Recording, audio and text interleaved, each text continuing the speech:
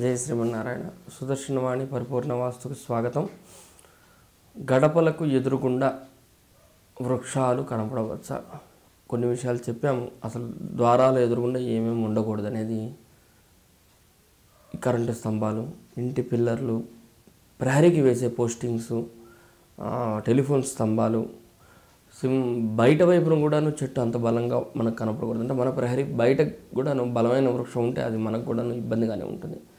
కానీ కొన్ని సందర్భాల్లో ఇక్కడ ఇమేజ్ మనం కనుక తీసుకున్నట్లయితే, ఇటీవల మేము విజయవాడ వెళ్ళినప్పుడు అక్కడ ఉన్న ఒక గ్రామంలో చూసాము.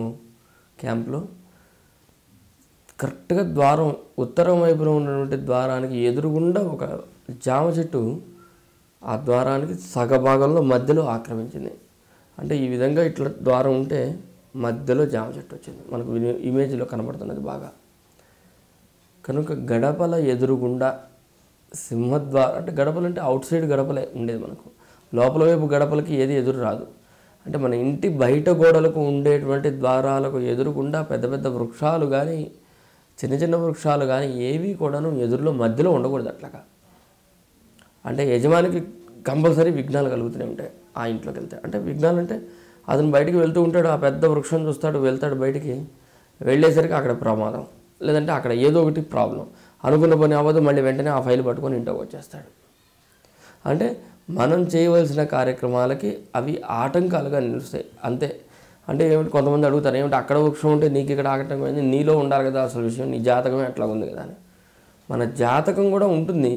జాతకంతో పాటు మనం నడిచే నడక కూడా బలం ఉండాలి. మనం నడిచే నడక అనేది, చూపు అనేది బలంగా ఉండాలి.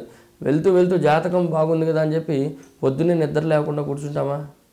మన ప్రయత్నం మనం చేయాలి. మనం లేవాలి, పళ్ళు తోముకోవాలి, స్నానం చేయాలి, ఫ్రెష్ అవ్వాలి, అప్పుడు డ్యూటీకి వెళ్ళాలి. నా జాతకం బాగుంది కదా అంటే శాలరీ ఇస్తారు ఎవరన్నా?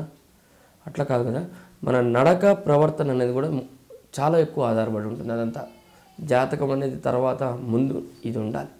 ఇది ఉండాలంటే మన గృహంలో మనం ఎటు నుంచి ఎట్లా నడుస్తున్నాము, ఆ నడిచే మార్గంలో ఏదైనా ఎదురొస్తున్నాయా, ఇంకేదైనా ఆటంకాలు ఉన్నాయా, ముళ్ళ పొదలు ఉన్నాయా, లేదంటే ఇతరత్ర డ్రైనేజీ కాలువలు ఉన్నాయా అడ్డంగా, వాటిని ఎట్లా దాటాలి, ఇవన్నీ చూసుకోవాలి కదా. అందులో భాగంగానే ఈ విధంగా గడపలకి ఎదురుగుండా ఈ వృక్షాలు అనేవి ఉండటం మంచిది కాదు.